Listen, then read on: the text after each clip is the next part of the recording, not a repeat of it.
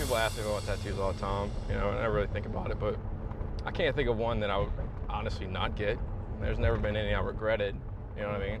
And I'm still in the process of wanting more, but I have seen like the occasional elderly tourist be like, a little scared. right.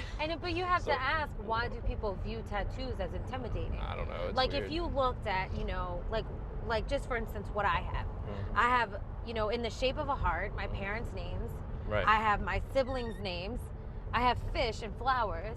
I have an octopus. None of them are, you know, evil or mean or hateful or whatever. I don't know. I mean, I understand if you're, you know, in your 70s or 80s and just the culture, but if you're young, there's no room for that anymore. But even then, I've heard so many things. I've heard, you know, how do you think you're gonna look in a wedding dress? What are you gonna look like when you're 90? Well, I'm gonna look fabulous. Right. That's how I'm gonna look. Exactly. You know what I mean? But people have this warped perception of it, and some of mine are even very godly.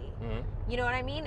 But people look at them immediately, and it's just like intimidating, or you're not a good person and you don't have a good job, and it trips me out because that's like me too. Like, I know I'm a good person. I'm like super sweet.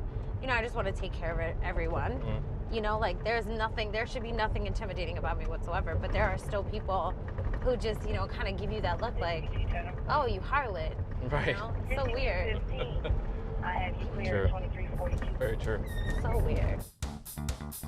Be safe, be strong. Let's do this. Get that stretcher in here. You're gonna bleed to death. Grab the knife. Grab the knife. You know, they're not dead. I can work with that.